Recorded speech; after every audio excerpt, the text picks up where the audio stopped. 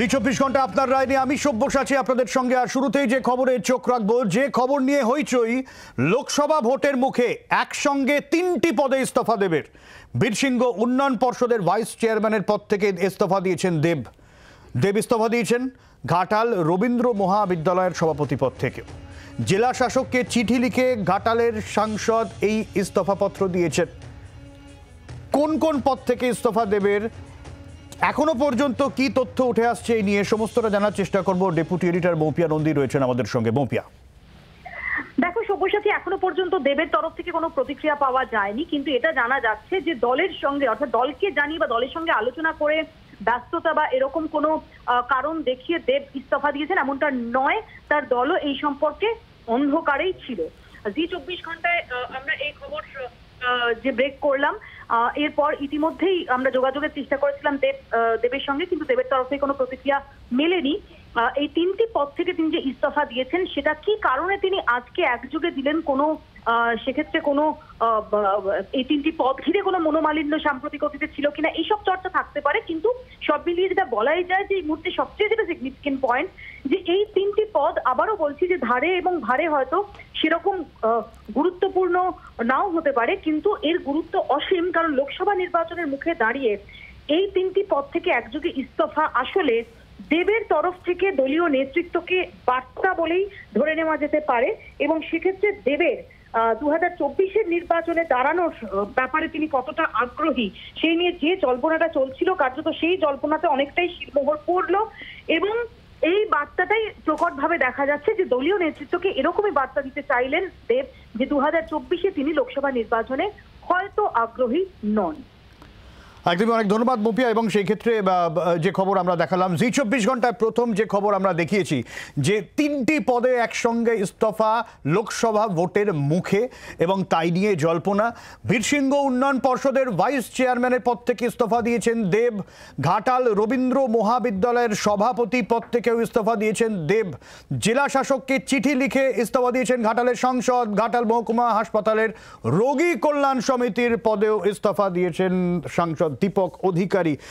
স্টুডিওতে আমাদের সঙ্গে যারা রয়েছেন তাদের সঙ্গে একটু আলাপ করিয়ে দিয়ে, আমাদের সঙ্গে তৃণমূলের কৃষ্ণ মিত্র আসবেন, বিমল শঙ্কর নন্দ বিজেপি রয়েছেন আমাদের সঙ্গে রয়েছেন শুভাশিস ভট্টাচার্য কংগ্রেসের, আমাদের সঙ্গে সব্যসাচী চট্টোপাধ্যায় সিপিআইএম এর রয়েছেন, এবং শুভম মৈত্র রাজনৈতিক বিশ্লেষক আমাদের সঙ্গে রয়েছেন। কৃষ্ণ আসলে প্রশ্নটা শুরুতে কৃষ্ণর কাছেই করতাম, যে কি কারণ তাদের কাছে এখনো পর্যন্ত এসে পৌঁছেছে, যদিও দেবের তরফে এখন পর্যন্ত কোনো প্রতিক্রিয়া পাওয়া যায়নি। আমি বিমল বাবুর কাছে আসবো শুরুতে। বিমল বাবু, এই দেবকে নিয়ে বিভিন্ন সময় আমরা বিতর্ক দেখেছি, অনেক পজিটিভ বিতর্কও হয়েছে। দেব যে কথা বলেছেন সবসময় তিনি পজিটিভিটির বার্তা দিতে চেয়েছেন, সেটাও আমরা দেখেছি। তো এই লোকসভা ভোটের আগে যখন তিনি 3টে পদ থেকে ইস্তফা দেন, যার খবর দলের কাছেও থাকে না বলে এখনো পর্যন্ত খবর, তার মানেটা কি দাঁড়ায় বলে আপনার মত? এটা খুব বলা মুশকিল। প্রথম কথা, দেব একজন তৃণমূল কংগ্রেসের সাংসদ, সুতরাং অন্য দলের একজন সম্পর্কে কিছু বলাটা আমার শোভা পায় না। কিন্তু আপনি যেহেতু একটা জেনারেল টার্মে প্রশ্নটা করেছেন, কতগুলো কথা বলি। সেটা হচ্ছে যে কোনো মানুষের পক্ষে, ভদ্রলোকের পক্ষে অন্তত, যে একটু সুস্থভাবে জীবনযাপন করতে চায় বা অন্তত ক্ষমতার লোভটাকে সামলাতে চায়, দিয়ে সাধারণ জীবনে থাকতে চায়, তাদের পক্ষেই তৃণমূল কংগ্রেসে থাকাটা অত্যন্ত কঠিন। আমার সঙ্গে দেবের কোনো আলাপ নেই, কিন্তু আমাদের মেদিনীপুরের মানুষ, আপনারা জানেন, আমরা যারা মেদিনীপুরের মানুষ, মেদিনীপুরের কেউ যদি সফল হয় আমরা খুব খুশি হই। সেই দিক দিয়ে ওর সাফল্যে আমি মেদিনীপুরের মানুষ হিসেবে খুশি। কিন্তু এটা তো ঠিক যে এমন একটা দলে তিনি বিলং করছেন, যে দলে এখন বেশি দিন থাকলে লোকে বলবে একটা চোরের দল। ফলে সেটা কতদিন তিনি থাকতে পারবেন, সেটা একটা প্রশ্ন।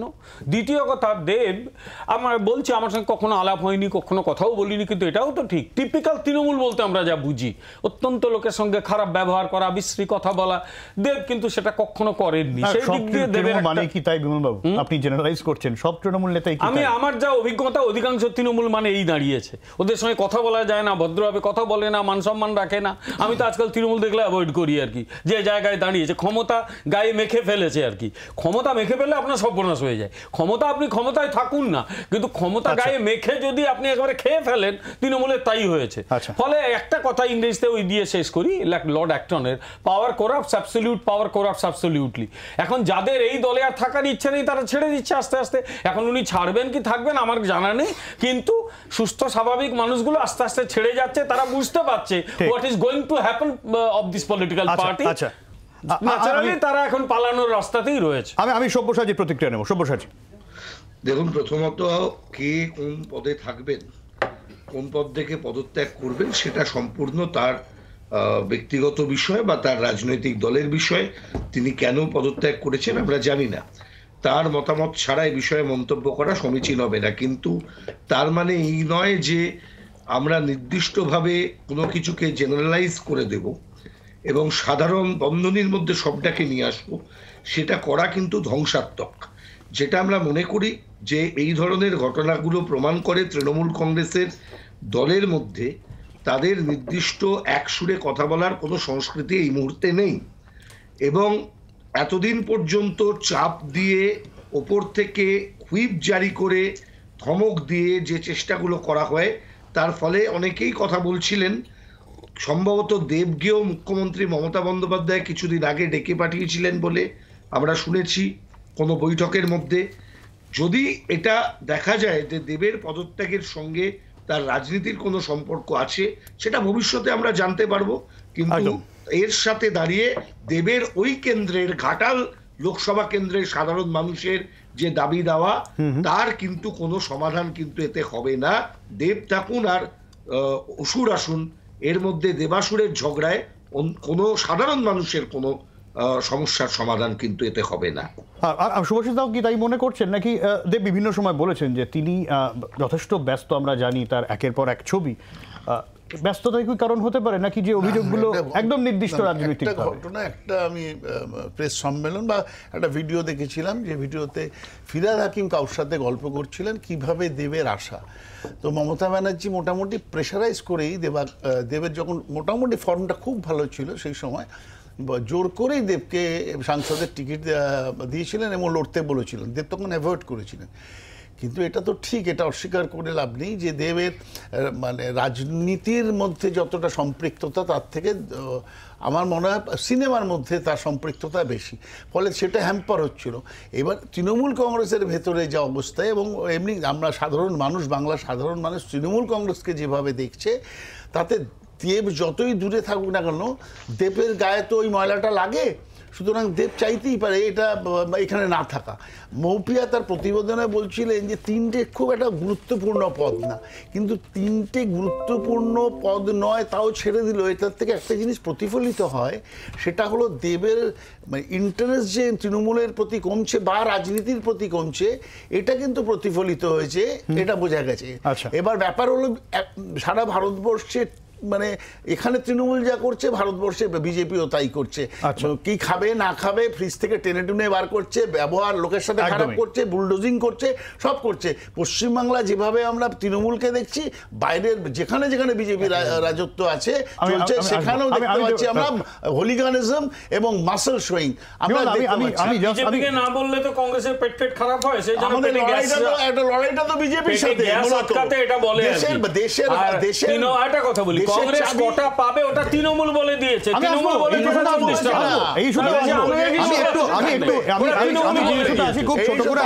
খুব ছোট করে কৃষ্ণদার কাছে আসতেই হবে। আমি যদি তিনজনের বক্তব্যকে সাম অফ করি, তাহলে এইটা দাঁড়ায় মোদ্দা কথা তৃণমূলের পলিটিক্যাল কালচার নিয়ে প্রশ্ন তুলেছেন, বিমলবাবু প্রশ্ন তুলেছেন, এবং দেবের মতো মানুষ এখানে থাকতে পারছেন না, এক কথায় যদি আমি সাম অফ করি।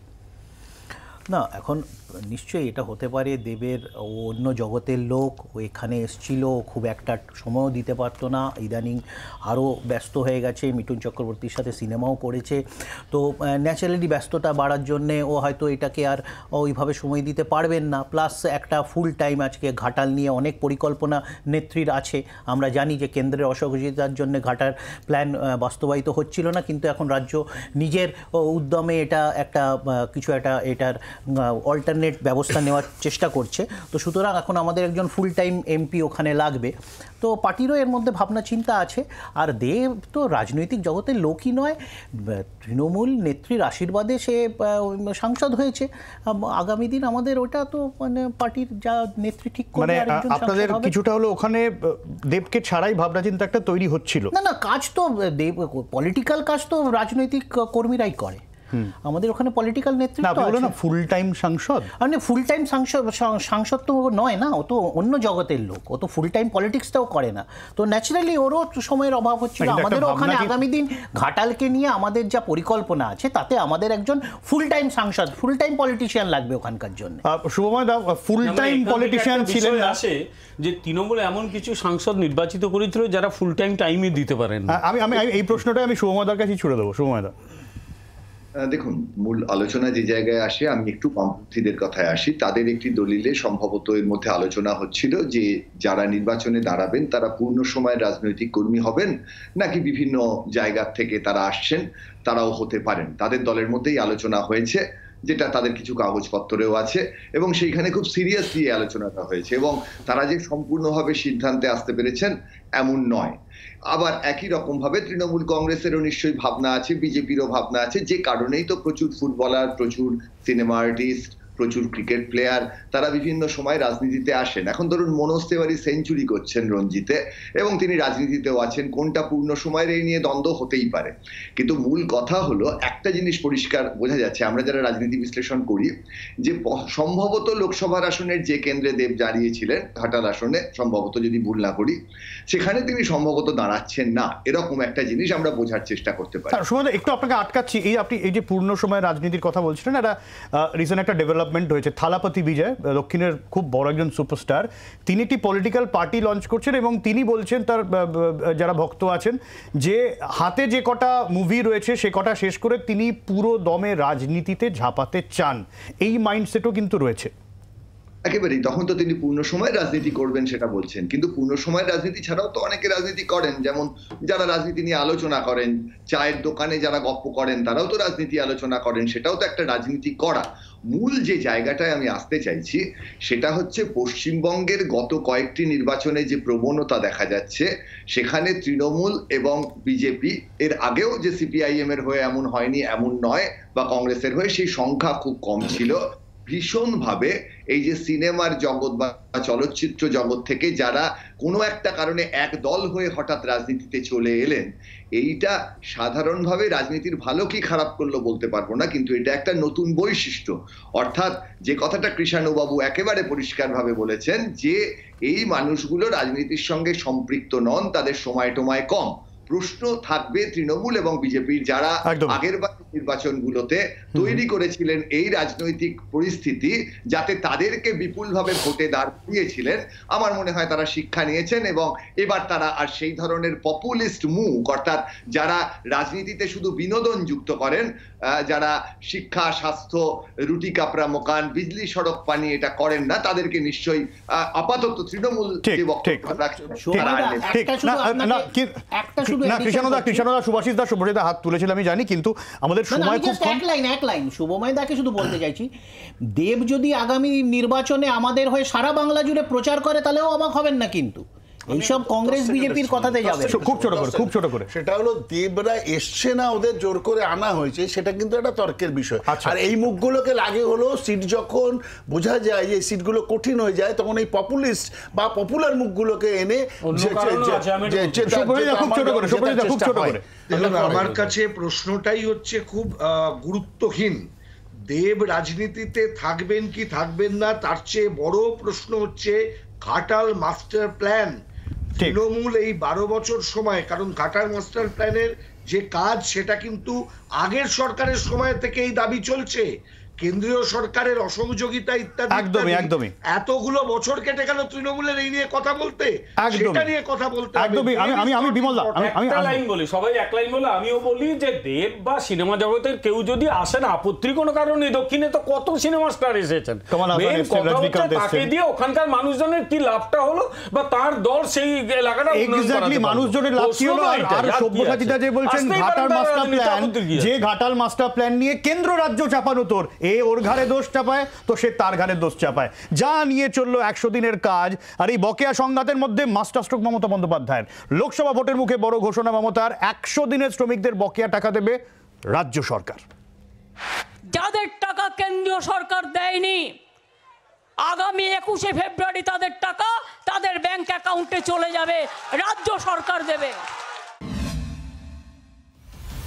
বকেয়া নিয়ে কেন্দ্র রাজ্য সংঘাত চাপানোতর দীর্ঘদিনের বঞ্চনার অভিযোগে লাগাতার আন্দোলনে তৃণমূল। দিল্লিতে অভিষেকের নেতৃত্বে ধর্ণা, রাজভবনের সামনে মমতা অভিষেকের অবস্থান। প্রধানমন্ত্রীর সঙ্গে দেখা করে বকেয়া মেটানোর দাবি জানিয়েছেন মুখ্যমন্ত্রী। কেন্দ্র রাজ্য সচিব পর্যায়ের বৈঠক হয়েছে, কিন্তু চিঁড়ে ভেজেনি, টাকা ছাড়েনি কেন্দ্র। দুর্নীতির অভিযোগে পাল্টা সরব পদ্ম শিবিরও। এই প্রেক্ষাপটে ভোটের মুখে ফের আন্দোলনে স্বয়ং মমতা। ধর্মতলায় ধর্ণা, আর সেই মঞ্চ থেকেই বড় ঘোষণা মুখ্যমন্ত্রী। গ্রামে গ্রামে বার্তা দিয়ে দিন, 21শে ফেব্রুয়ারি আমাদের যে 21 লক্ষ 100 দিনের কাজের কর্মচারীদের 3 বছর ধরে টাকা দেওয়া হয়নি, তাদের কাজের টাকাটা আমরা তাদের ব্যাংক অ্যাকাউন্টে পাঠিয়ে দেবো। 100 দিনের পাশাপাশি আবাস নিয়েও ঘোষণার ইঙ্গিত দিয়ে রেখেছেন মমতা। আবাসন 11 লক্ষ ক্লিয়ার করেও করেনি। আমি আবাসনেরটা আজকে বলবো না, আমি ঠিক টাইমে আবার বলবো। বিশ্বাস রাখবেন, ভরসা রাখবেন। নবান্ন সূত্রে খবর, 100 দিনের প্রকল্পে 21 লক্ষ শ্রমিকের প্রায় 25 মাসের পাওনা বকেয়া। টাকার অঙ্কে প্রায় 7,000 কোটি। ভোটের কথা মাথায় রেখেই অনুদান রাজনীতি এবং দুর্নীতির তীরে শাসক দলকে বিঁধেছে পদ্ম শিবির। যারা 100 দিনের কাজ না করে, পুকুর না কেটে যারা লুট করলেন হাজার হাজার কোটি টাকা, আমরা তাদের জেলে দেখতে চাই। 21,000 মদ দোকানের অর্থ, এই অর্থে তিনি কোথায় বিলাবেন ভোটের আগে তো আমাদের জানার দরকার নেই। ছোলের বেড়াল তো বেরিয়েই পড়লো। রাজ্য সরকার নিজের ফান্ড থেকেই যদি দেয়, আমি যদি ধরে নিই, তাহলে এতদিন দেননি কেন? এখন দিচ্ছেন কেন? ভোট এসে গেছে, অতএব ভোটের জন্য দেব, কাজ করেছে তার জন্য দিলে তো 1.5 বছর আগেও দিতে পারতেন। ভোটের বিষয় নয়, জনদরদি ঘোষণা। পাল্টা জবাব দিয়েছে জোড়াফুল শিবিরও। এটা ভোটের বিষয় নয়, এটা মানুষের কষ্টের বিষয়। ভারতীয় জনতা পার্টি রাজনৈতিক প্রতিহিংসা বঞ্চনা করতে গিয়ে খেটে খাওয়া মানুষকে প্রাপ্য থেকে বঞ্চিত করছিল। জনস্বার্থে কারা কাজ করে আর কারা জনগণের শত্রু, এইটার ফারাক, ডিমার্কেশন লাইনটা টেনে দেওয়াটা হচ্ছে বড় কথা। 21-এর বিধানসভা ভোটের আগে লক্ষ্মীর ভান্ডার ঘোষণা করেছিলেন তৃণমূল নেত্রী। ভোট পণ্ডিতদের পর্যবেক্ষণ, তার ডিভিডেন্ড ঘরে তুলতেই বিপুল সংখ্যাগরিষ্ঠতা নিয়ে তৃতীয়বার বাংলার মসনদে বসেছেন মমতা। লোকসভার আগে ফের মমতার বকেয়া মেটানোর ঘোষণায় গ্রামগঞ্জের গরিব নিম্নবিত্ত ভোটে কি প্রভাব ফেলবে, উত্তর মিলবে লোকসভা ভোটের ফলে। প্রবীর চক্রবর্তী ও সুতপা সেনের রিপোর্ট, জি 24 ঘন্টা। বিমল দা, রাজ্য সরকার যদি টাকা দেয়, যারা টাকা পাচ্ছেন না, এটা তো ঠিক। 100 দিনের কাজে টাকা আটকে রয়েছে, প্রচুর মানুষ সমস্যায় রয়েছে, অসুবিধা কোথায়? না, মাস্টার প্ল্যান থেকে এবার মাস্টার স্ট্রোকে যাচ্ছি, তাই তো? খুব ভালো। ওই গ্রামে গ্রামে বার্তা শুনলাম, রবীন্দ্রনাথের ভাষায় গ্রামে গ্রামে সেই বার্তা রুটি গেল ক্রমে। 100 দিনের কাজের প্রকল্পে টাকা আসছে। আমার প্রশ্ন, নিজেই যদি বাপু টাকা দেবে, এত নাটকের দরকার ছিল কিছু? দিল্লিতে গিয়ে মানে গ্রামোন্নয়ন দপ্তরে গিয়ে ওই নাটক একেবারে সে বিশাল ইয়েতে সিনেমা তৈরি হয়ে গেল, ওখানে কোনো প্রয়োজন ছিল না। কারণ 2021 সালের 21শে জুলাই সভাতেই তো একজন বলেছিলেন, 21 না 22-এ, লাগবে না, দেবো নিজে টাকা। তাহলে একদিন কেন্দ্রের কাছে কেন ছিল? এরা বলতেই পারে যে হ্যাঁ কেন্দ্রের তো টাকা দেওয়ার কথা। হ্যাঁ ঠিকই, কেন্দ্রের তো টাকা দেওয়ার কথা, কেন্দ্র তো বলে দিয়েছে যে তুমি চুরি ধরো, শাস্তি দাও। কারণ তুমি নিজেই হাইকোর্টে বলেছো, হাইকোর্টে সরকার নিজে বলেছে এফিডেভিট করে যে হ্যাঁ 100 দিনের কাজের প্রকল্পে দুর্নীতি হয়েছে। কোন মামলাটা আমি বলে দিচ্ছি। একটা বিষয় প্রশ্ন ওঠে, আপনারা সেন্ট্রাল টিম পাঠিয়েছেন, তারা গ্রামে গ্রামে ঘুরে খতিয়ে দেখেছে, সাধারণ মানুষের সঙ্গে কথা বলেছে, হলোটা কি? তারপর কেন্দ্র রাজ্যকে চিঠি দেওয়া হয়েছে যে তুমি দুর্নীতি দূর করো, তারপর দুর্নীতি হয়েছে। মানে আপনারা অভিযোগ করছেন এরা দুর্নীতি করেছে, তাদেরকে বলছেন দুর্নীতি দূর করো, সেটা এক্সপেক্ট করছেন এবং বিষয়টা আমি শেষ করি। এই 100 দিনের কাজের প্রকল্প দুর্নীতি যদি হয়, ওটা তো রাজ্যের ব্যাপার, রাজ্যকে, ওটা কেন্দ্র কি কাউকে অ্যারেস্ট করতে পারে নাকি? যুক্তরাষ্ট্রের ব্যবস্থা বুঝতে হবে তো। যারা এইসব বলে কেন্দ্র ব্যবস্থা নিক, তারা সংবিধানটাই জানে না। রাজ্যকেই এখানে ব্যবস্থা নিতে হবে। আসলে এরা বুঝে গেছে যতদিন না ওরা অ্যাকশন নেবে, কেন্দ্র টাকা দেবে না, কারণ এই চুরির জন্য টাকা দেওয়া হবে না। এবার ওই টাকা দেওয়ার নাটক হবে, অধিকাংশ লোক টাকা পাবে না, আজকেই বলে দিচ্ছি, এটা ঘোষণাই থেকে যাবে। নন্দের কথার মধ্যে একটা কথা লুকিয়ে আছে, এই নাটকবাজির কি দরকার ছিল? এই নাটকবাজি তো দরকার ছিলই, না লাগে বায়ানারি তৈরি হবে কি করে পশ্চিমবাংলার বুকে যে বিজেপির বিরুদ্ধে লড়ছে মমতা বন্দ্যোপাধ্যায়, আর মমতা বন্দ্যোপাধ্যায়কে সরানোর জন্য লড়ছে বিজেপি। এই নাটকটা তো চলছে দীর্ঘদিন ধরে। এটা বিমলবাবুরা বুঝতে পারছেন না, জুতলায় যেদিন বুঝবেন সেদিন আবার জায়গার ভোট জায়গায় চলে যাবে। আমি শুধু একটা কথা বলি, সেটা হলো যে পশ্চিমবাংলার বুকে দুর্নীতি হয়েছে, টাকা বন্ধ হয়েছে। এই টাকাটা দিলে পরে মাস্টার স্ট্রোক কেন হলো জানি না। যে টাকাগুলো যে মানুষগুলো বঞ্চিত হয়েছে, সেই বঞ্চনার শিকার তো দুর্নীতির জন্য। সেই দুর্নীতি হয়েছে বলে ভারতবর্ষের কেন্দ্রীয় সরকার পয়সা দেয়নি, আটকে রেখেছিল। তাই জন্য যারা সত্যি সত্যি কাজ করেছিল তাদের টাকাটা আটকে গেছে সেই দুর্নীতির জন্য। তাহলে তো মমতা বন্দ্যোপাধ্যায়কে দিতে হবে এই টাকা, তাহলে পরে এর জন্য মাস্টার স্ট্রোক বলা উচিত না।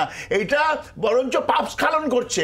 যে মানুষগুলো দীর্ঘদিন টাকার জন্য কাজ করতে এসেছিল, তারা টাকা পায়নি, তাদের পাপ স্খলনের রাস্তা হলো, তাদের জন্য পাপ স্খলনের রাস্তা হলো সরকারের টাকা দিয়ে দেওয়া ইমিডিয়েটলি, তাদের সংসার চলছে না। একদমই।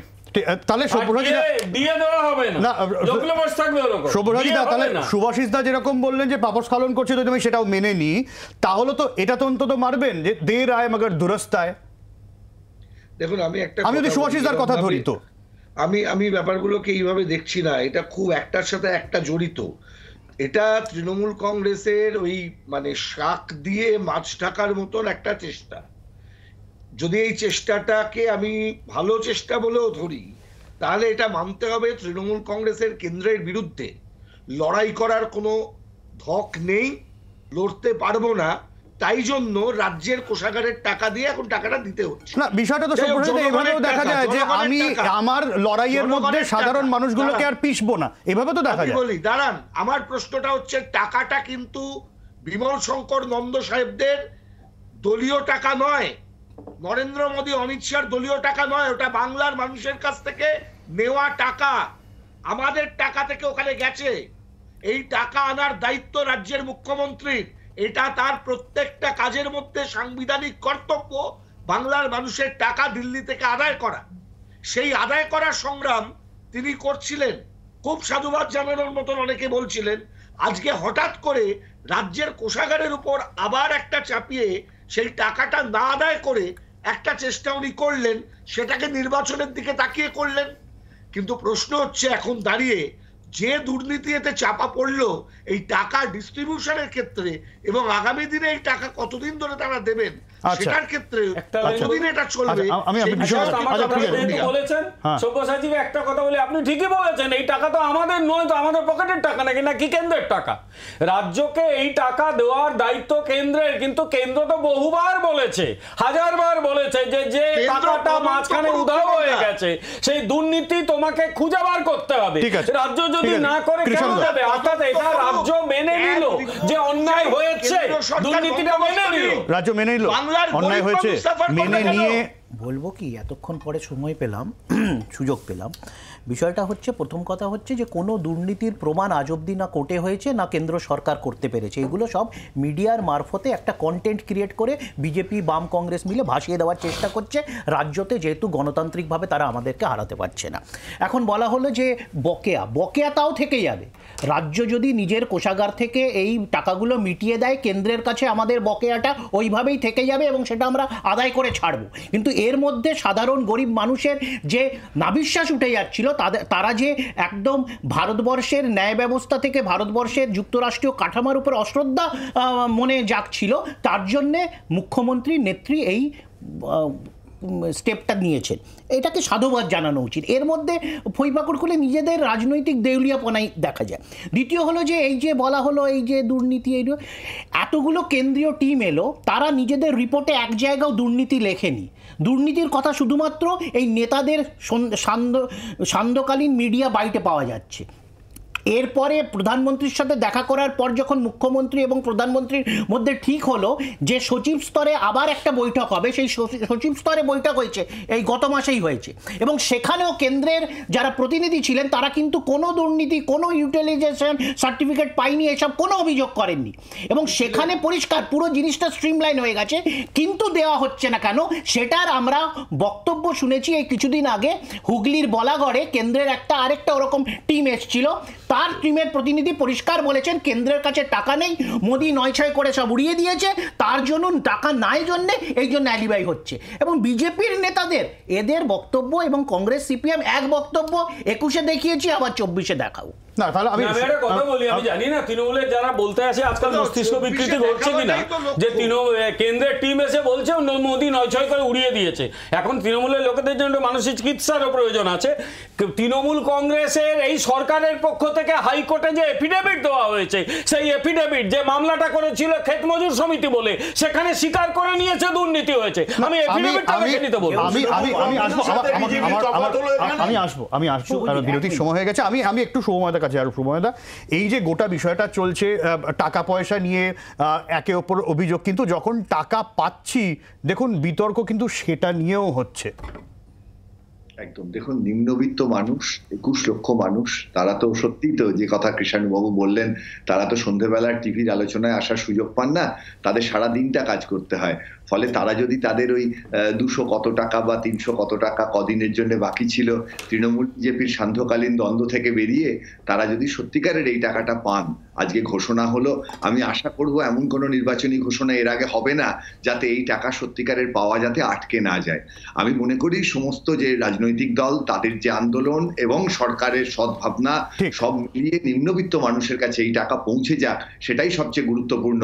বিরোধীরা নজর রাখুন টাকাটা খুব তাড়াতাড়ি তাদের কাছে পৌঁছচ্ছে কিনা। একদমই, কিন্তু এটা দিয়েও সুকান্ত মজুমদার পাল্টা একটা দাবি করেছেন, পাল্টা ধর্নার হুঁশিয়ারি দিয়েছেন। আমি আসবো এই আলোচনাতেই ফিরবো, বিরতির পর ফিরে আসছি, সঙ্গে থাকুন।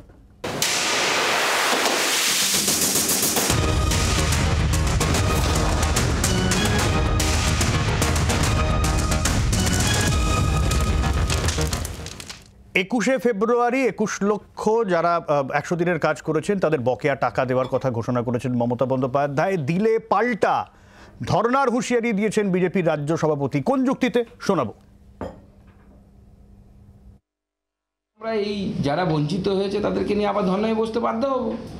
এই যে এই ধরনের যদি মুখ্যমন্ত্রী কর্মকাণ্ড হয়, আপনাদের সামনে দেখানো হয়তো সব তৃণমূলের লোকেরা, নেতার বউ, নেতার শাশুড়ি, নেতার অমুক, নেতার নিজের বউয়ের নামে, নিজের নামে এইভাবে রাজ্য সরকারের টাকা লুট করছে। টাকা তো মমতা বন্দ্যোপাধ্যায় পকেট থেকে দেন না, উনি আমাদের ট্যাক্সের টাকায় এই টাকাগুলো দেন।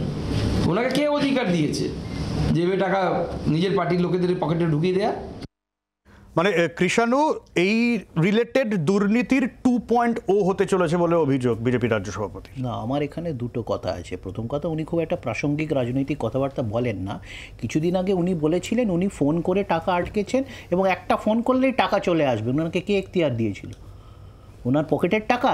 এই যে উনি যেই ভাষাগুলো প্রয়োগ করলেন, আমি একইভাবে ওনাকে জিজ্ঞেস করছি যে কিছু মাস আগে উনি যেই বক্তব্যটা দিয়েছিলেন ওটা কিসের ভিত্তিতে দিয়েছিলেন? এই যে খুব মানে ক্ষণস্থায়ী রাজনীতি করেন তো ইনারা, মানে আজকের যা কথা বলেন সেটা কালকে আর নিজেরাই ওটাতে দাঁড়িয়ে থাকতে পারেন না। আর এখানে উনি যে তালিকা বলছেন, এই তালিকা তো সর্বজন বিদিত, এটা তো কেন্দ্রের কাছে দেওয়া আছে এই টাকাগুলো। এবং আমরা এই যে অ্যাকাউন্টের সাথে যে লিঙ্ক করা, এটা তো পশ্চিমবাংলা পুরস্কৃত হয়েছে। 99.87% এই অ্যাকাউন্ট লিঙ্কিং কমপ্লিট হয়ে গেছে। তো সুতরাং যার টাকা সেই পাচ্ছে, এদিক ওদিক যাওয়ার কোনো রাস্তাই নেই। আর উত্তরপ্রদেশ, মধ্যপ্রদেশ দেখে হয়তো উনি ভাবছেন। এখানে পরিষ্কার বিষয়, উনি আন্দোলনটা করুন, ভালো হবে। বিজেপির এই যে বাংলা এবং বাঙালির বিদ্বেষী মনোভাব, সেটা যে দাঁত নোক বার করে ওনারা যে জাহির করছেন, ভালো হবে, আমরা ওয়েলকাম করছি। এইভাবে ধর্নায় বসুক, বাংলার মানুষের জবাব। আপনারা সামনে একটা দুটো লাইন বাদ দিয়েছেন, সেই জন্য গোটাটা ক্লিয়ার হয়নি। সেটা আগেও উনি বলেছিলেন যে ব্যাপক দুর্নীতি হয়েছে, সেই দুর্নীতি দূর করলো না রাজ্য সরকার। 2, এই তালিকায় প্রচুর স্বজন পোষণ আছে। তৃণমূল তার নিজের লোকেদের, নেতাদের সব নিজের লোকেরাই করেছে।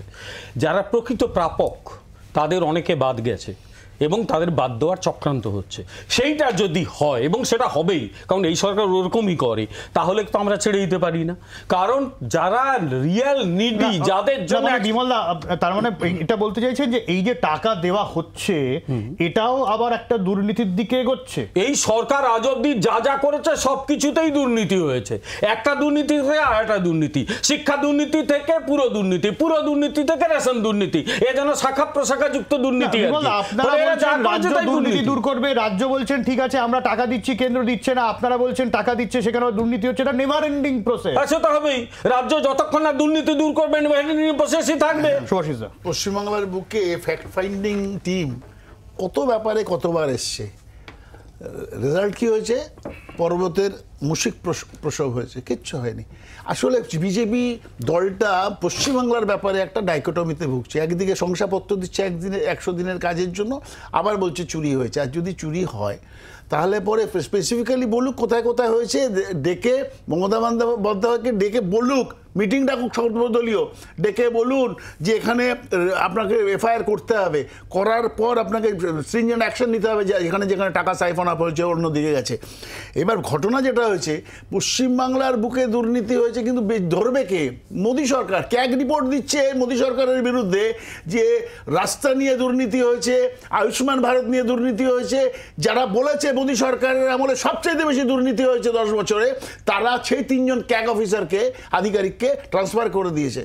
সুতরাং কে কার চুরি ধরবে? এখানে দুর্নীতি ধরতে গেলে তো বাইনারি থাকবে না, এখানে বাঁচাতে হবে তৃণমূলকে। এই প্রথম থেকে সুভাষিস দা এরকম একটা ভুল তথ্য দিয়েই যায়। ক্যাগ রিপোর্টে পরবর্তীকালে যা যা রিপোর্ট দিয়েছিল, ওই 101টা রাস্তায় তৈরি হয়েছিল, সেই রাস্তা খরচ নিয়ে প্রশ্ন তুলেছিল, সেখানে উত্তর দেওয়া হয়েছে যে শুধু রাস্তা হয়নি, আমি আবারও বলছি কিন্তু এই উত্তর তো ভাই চাপে তো এবং ক্যাগ সেটা অ্যাকসেপ্ট করেছে। সুতরাং এই সব ভুলভাল তথ্য দিয়ে লাভ নেই।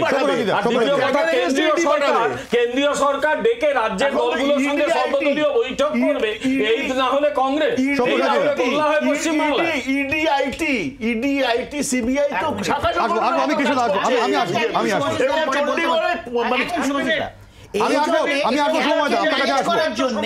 বলবে আমরা শুনবো, এটা হয় না, ওটা আমাদের ডোমেইন, ওটা ছাড়ুন। 1 মিনিট। প্রথমত কেন্দ্র রাজ্য সম্পর্ক নিয়ে তৃণমূল কংগ্রেসের নেত্রীর সিরিয়াসনেস আজকে দেখা যাচ্ছে যে এমন জায়গায় গেছে, বাংলার লোককে আবার দুটো অংশে ভাগ করে মারামারির রাস্তায় চলে দেবে। একদল লোক টাকা পাবে, একদল লোক টাকা পাবে না, আইনও তো আটকাবে। আসলে এই লড়াইটাই ওরা করতে চান। আমাদের বক্তব্য খুব স্পষ্ট, বাংলার মানুষ যারা জেনুইন কাজ করেছেন, এবং আমরা বিশ্বাস করি বাংলার বেশিরভাগ গরিব মানুষ এই কাজটা করেছেন, তাদের প্রাপ্য টাকা সরকারকে মেটাতে হবে এবং আইনানুগভাবে মেটাতে হবে।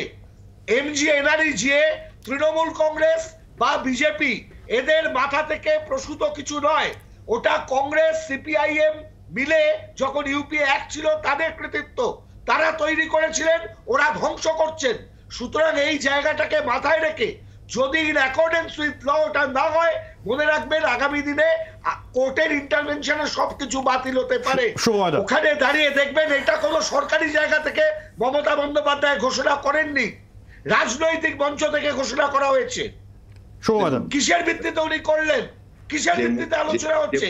আগে করুন, বাংলার মানুষ পান, তারপরে কথা হবে। যে মূল প্রশ্নটা উঠছে সেইখানে যে বিদ্যুতের দিক থেকে বা রাজনৈতিকভাবে যে প্রশ্নটা গুরুত্বপূর্ণ, সেটা হচ্ছে তো 100 দিনের কাজ যে দেয়া যাচ্ছে, টাকা যে দেয়া যাচ্ছিল না, সেটা তো আইনানুগ কিছু কারণের জন্য, সেখানে কিছু ভুয়ো জব কার্ড বা বিভিন্ন ধরনের অডিটের প্রশ্ন আসছিল। এই যে 21 লাখ মানুষকে দেয়া হবে, তার আগে রাজ্য সরকারেরও দায়িত্বশীলভাবে দেওয়া উচিত, যাতে সেটা নিয়ে আবার পরে সমস্যা না হয় বা দিতে গিয়ে না আটকায়। এবং দ্বিতীয়, বিরোধীদেরও দায়িত্ব হবে যে তারা যে অভিযোগগুলো তুলছিলেন, সেই অভিযোগগুলোকে অতিক্রম করে যেন হঠাৎ করে আইনানুগভাবে না হয়ে অনেকে টাকা পেয়ে গেলেন। অর্থাৎ একেবারে নিম্নবিত্ত মানুষের টাকা পাওয়া ভীষণ প্রয়োজন, কিন্তু চাকরির ক্ষেত্রেও যে ঘটনাগুলো ঘটছে, যে এই যে বিভিন্ন দুর্নীতি, বিভিন্ন রাজনৈতিক দ্বন্দ্ব, তার ফলে শেষ পর্যন্ত শিক্ষকের চাকরিগুলো সাধারণ মানুষ যারা পরীক্ষা দিচ্ছেন তাদের হাতে পৌঁছচ্ছে না। একই রকম ভাবে 100 দিনের কাজের টাকা নিম্নবিত্ত মানুষ যারা কাজ করেছেন তাদের হাতে পৌঁছানোর আগে যেন এই জটগুলো আরো বেঁধে না যায়, এই দায়িত্ব সব রাজনৈতিক দলের মধ্যেই কিন্তু থাকা উচিত। বিশেষ করে শাসক দলকেও এর দায়িত্ব নিতে হবে।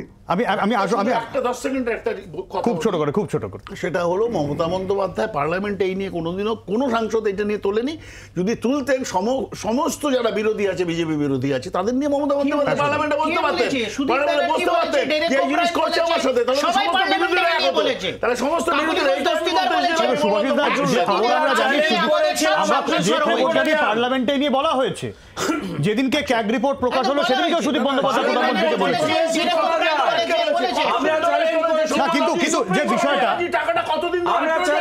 কিন্তু যে বিষয়টা হাওয়ার মধ্যে সেই ঘুরে ফিরে আমি আসবো কৃষ্ণদা, ঘুরে ফিরে সেই তো সেটিং তত্ত্বই আপনারা তুলে আসছেন বিজেপি এবং কংগ্রেস। এইভাবে কটাক্ষ হয়েছিল লক্ষ্মীর ভান্ডার যখন ঘোষণা হয়েছিল, এইভাবে রাজ্যের ৭৬টা যে প্রকল্প যেগুলো বিশ্ববরেণ্য আজকের দিনে, এইভাবে বামপন্থীরা, এইভাবে কংগ্রেস এবং বিজেপি এইভাবে কটাক্ষ করেছিল। দেখা গেল বিজেপি সরকারে আসার পর তারা যখন বলে 450 টাকায় গ্যাস দেবো, সেটা তারা উইথড্র করে দেয়, দিতে পারে না। তারা লক্ষ্মীর ভান্ডারে নকল করে যেটা নামকরণ করেন সেটাও দিতে পারেন না। কিন্তু পশ্চিমবাংলাতে কিন্তু আমরা বলেছিলাম লক্ষ্মীর ভান্ডার দেবো, দিয়েছি। আমরা বলেছিলাম সবুজ সাথী দেবো, আমরা দিয়েছি। আমরা কিন্তু এখানে কোনো কথার থাকে না।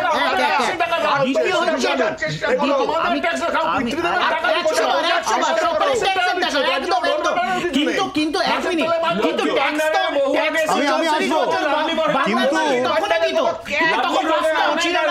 ছিল না, স্বাস্থ্য ছিল না, শিক্ষা কিছুই ছিল না। আজকে মানুষ দেখতে পাচ্ছে বাড়ি থেকে বেরোলেই উন্নয়ন, রাস্তা হয়েছে, আলোকিত রাস্তা, সুন্দর রাস্তা। আজকে কেন্দ্র রাস্তার টাকা বন্ধ করে দিয়েছে, তাও আমাদের রাজ্যের প্রকল্প রাস্তাশ্রী থেকে একদমই। কিন্তু লড়াইটা তো একসাথে হওয়ার কথা শুরুতে হয়েছিল কেন্দ্রের বিরুদ্ধে, কিন্তু সেই হাওয়াটা ঘুরে গেল। রাহুল গান্ধী চলে গেলেন, তারপরে অধীর চৌধুরীর আবারও সেই কড়া বার্তা, জোট বিষ বাও জলে। প্রতিবেদন। ধর্মতলা ধর্ণা মঞ্চ থেকে শুক্রবার কংগ্রেসকে চরম আক্রমণ শানান মমতা বন্দ্যোপাধ্যায়। 40টি সিট পাবে কিনা সন্দেহ, এমন প্রশ্ন তোলেন। বসন্তের কোকিল বলে রাহুলের দিকে ছুড়ে দেন তীব্র কটাক্ষ। কংগ্রেস তুমি তো একা পারবে না, তুমি 40টা সিট পাবে কিনা আমরা জানি না। বাবা, বসন্তের কোকিলরা চলে এসেছে।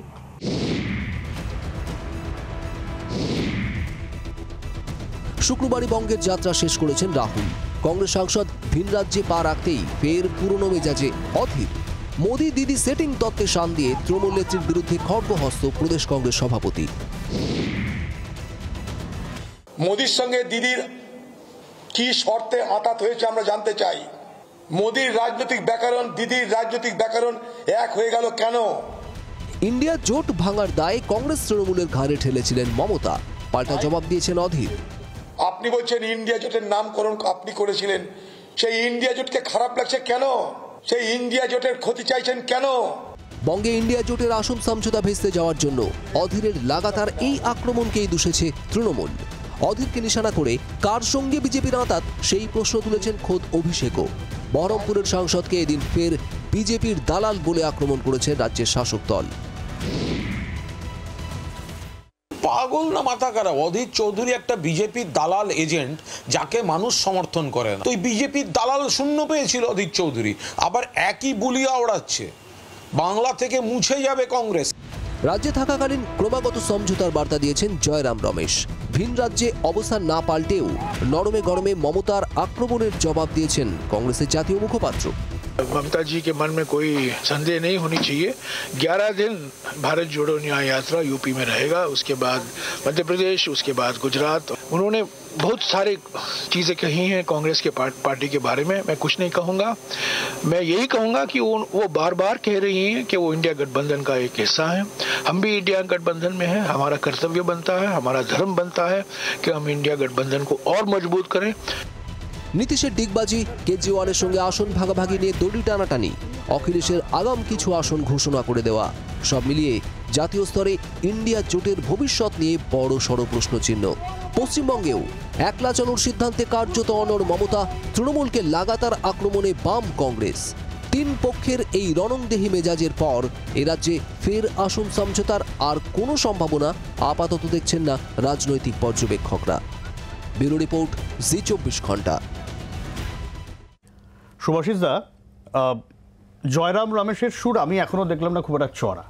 রাহুল গান্ধী আজকে ঝাড়খণ্ডে গেছেন, সেখানে বললেন যে আমরা দেশ জুড়ে ইন্ডিয়া জোটের হয়ে লড়াই করছেন, আপনারা বলছেন এইখানে সেটিং তত্ত্ব আনছেন। সোশ্যাল মিডিয়ায় 3 ইডিয়টস একটা মিম আছে, कहना क्या चाहते हो। কংগ্রেস দাদাগিরি করছে না, কংগ্রেস জমিদারি ছেড়ে দিয়েছে, এটার জন্য জয়রাম রমেশ অনেকবার বলছেন মমতা ব্যানার্জি যাতে ইন্ডিয়া জোটে থাকে। কিন্তু আমাদের অ্যাজাম্পশন ছিল যে ইন্ডিয়া জোটে উনি থাকতে পারবেন না, কারণ হলো শুধু সময়ের অপেক্ষা।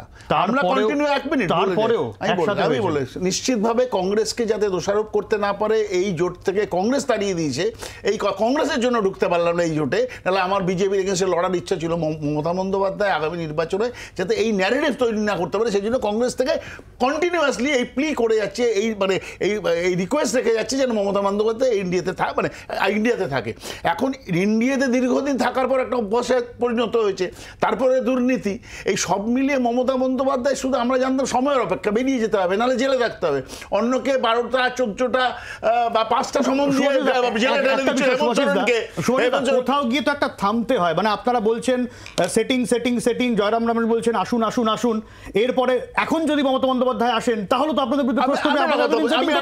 আমি একটা কথা বলি, মমতা ব্যানার্জির ট্র্যাক রেকর্ড হলো 3 বার এনডিএর সাথে থাকা। মমতা ব্যানার্জির রিসেন্ট ট্র্যাক রেকর্ড হলো আমাদের ধনকরজিকে উপরাষ্ট্রপতি সমর্থন করা এবং তার জন্য হেমন্ত বিশ্ব শর্মার সাথে মিটিং করা, রাহুলজির ন্যায় যাত্রায় বিরোধিতা করা, যেখানে হেমন্ত সোরেন লাঠিচার্জ করেছে এখানেও গাড়ি ভাঙা হয়েছে, বা গাড়ির উপর মানে মানুষকে দিয়ে এবং আটকানো হয়েছে। কোথায় গাড়ি ভাঙা হয়েছে?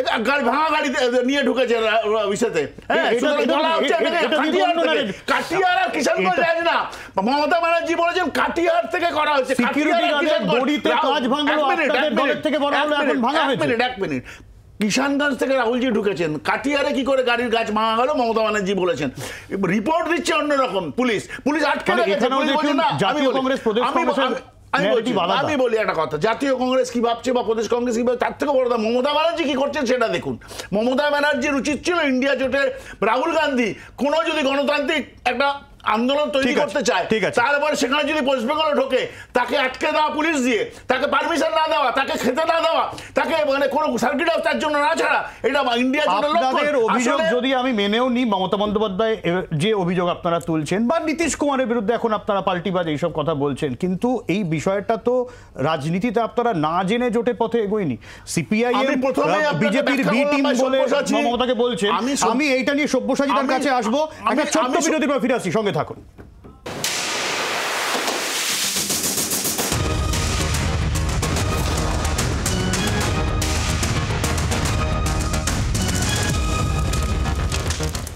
সব্যসাচীদা, যে প্রশ্ন আপনার কাছে রেখেছিলাম, জানার পরেও কেন আর যাওয়ার পরেও এবার এসব কেন? দেখুন, জানা যাওয়া এগুলো ওই গানের মতন তো নয়, স্রোতে ভাষাও নয়। এটা পরিষ্কার একটি রাজনৈতিক কারণে মানুষকে ঐক্যবদ্ধ হওয়ার প্রশ্ন। এখানে আসার জন্য এবং থাকার জন্য রাজনৈতিক সদিচ্ছা, রাজনৈতিক কমিটমেন্ট, সেটা খুব প্রয়োজন। আমার ধারণা তৃণমূল কংগ্রেস তার জায়গা থেকে একদম সঠিক। জন্মগতভাবে 98 থেকে কংগ্রেস ভাঙা, কংগ্রেস মুক্ত ভারত করার প্রথম বীজ বপন করা, এবং সবটাই তৃণমূল কংগ্রেসের রাজনীতির মধ্যে প্রতিফলিত হয়েছিল। তৃণমূল কংগ্রেস তার জায়গা থেকে আছেন, তৃণমূল কংগ্রেস এসেছেন, তৃণমূল কংগ্রেস বলেছেন বিজেপির বিরুদ্ধে থাকবেন, কিন্তু দেখা যাচ্ছে তৃণমূল কংগ্রেসের আক্রমণের তীর বিজেপির বিরুদ্ধে যত না হচ্ছে, তার চেয়ে বেশি হচ্ছে বামপন্থীদের বিরুদ্ধে, কংগ্রেসের বিরুদ্ধে। এটা প্রথম একটি শর্ত, যে কোনো জায়গাতে যদি আপনি কোনো প্রশ্নের মধ্যে যদি আপনি যেতে চান, তার সদিচ্ছা আছে কিনা। তৃণমূল কংগ্রেসের নেত্রীর সদিচ্ছা কোনোদিন বিজেপি বিরোধিতার প্রশ্নে ছিল না, বিজেপি বিরোধিতা তিনি আদতে করতে চান না। আমরা আবারও বলছি, আরএসএস এর রাজনীতির একটা ইমপ্লিমেন্টেশন তিনি এখানে করছেন, যে ইমপ্লিমেন্টেশন গোটা দেশে বিজেপি করছে, ফারাক কিছু নেই। না, এখন অনেকগুলো কথা শুনলাম। প্রথম কথা, কংগ্রেসকে কেন মিথ্যাচার করতে হচ্ছে আমি বুঝতে পারছি না। কিছুদিন আগে অবধি, সপ্তাহখানেক আগে অবধিও নীতিশ কুমার তাদের সহযোগী ছিলেন। এনডিএতে যদি নীতিশ কুমার সময়সীমা দেখি, 18 বছরের মধ্যে 15 বছর উনি এনডিএর সাথে ছিলেন। তারপরে তার সাথে গাঁটছড়া বাঁধতে কংগ্রেসের কোনো আপত্তি নেই, কোনো বক্তব্য নেই। আমরা কবে এনডিএর সাথে ছিলাম সেটা হলো আমি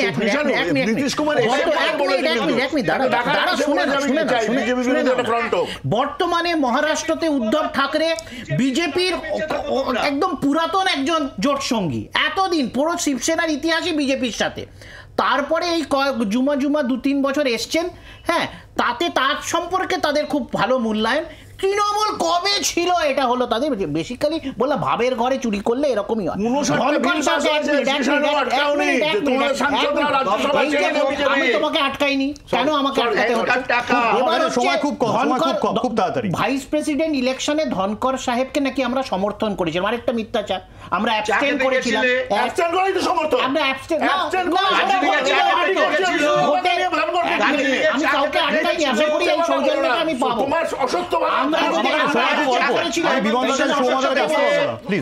এবং আমরা যদি ভোটও দিতাম পাটিগণিত বলে তাও ধনকর ভাইস প্রেসিডেন্ট হতো। এবার এক মিনিট দাঁড়াও, এত বলো না। দ্বিতীয় কথা হচ্ছে, কাটিহারের কথাটা মুখ্যমন্ত্রী বলার আগে কংগ্রেসের সুপ্রিয়া শ্রীনেদ বলেছে, কানাইয়া কুমার বলেছে, জয়রাম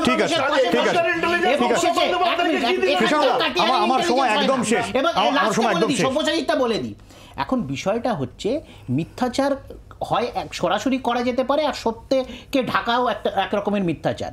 কর্ণাটকা ইলেকশনে জেডিএস এর সাথে লড়ে বিজেপিকে শক্তিশালী এবং কংগ্রেসকে এইবার দুর্বল করার চেষ্টা সিপিএম করেছিল কি করেনি?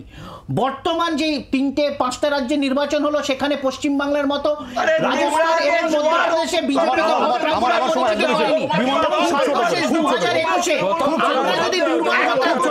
বিজেপির সরকার হতো, আইএসএফ এবং কংগ্রেসের সরকার হতো। খুব ছোট, এখন সময় একদম বেশি। সত্যি প্রত্যেকেই ভাবের ঘরে চুরি করছে। পরিষ্কার বলি, কংগ্রেস, তৃণমূল, সিপিএম এদের মধ্যেই সেটিংটা রয়েছে। ওই লড়াইটা মক ফাইট হবে।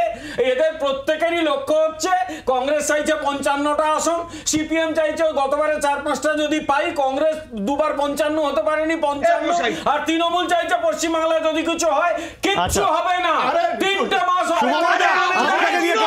শুভময়দা খুব সংক্ষেপে, শুভময়দা প্লিজ প্লিজ প্লিজ প্লিজ সুভাষিসদা প্লিজ প্লিজ প্লিজ প্লিজ বিমলদা, সুভাষিসদা সময় শেষ, বিমলদা সময় শেষ, বিমলদা সময় ছাড়িয়ে গেছি, সুভাষিসদা, বিমলদা, শুভময়দা খুব সংক্ষেপে, খুব সংক্ষেপে, খুব সংক্ষেপে।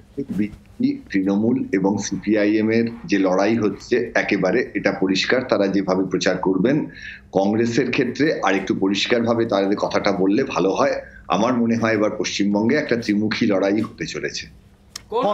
একদমই একদমই, আমাদের সময় একদম শেষ। আপনারা আপাতত এই পর্যন্তই, সঙ্গে থাকুন জি 24 ঘন্টা।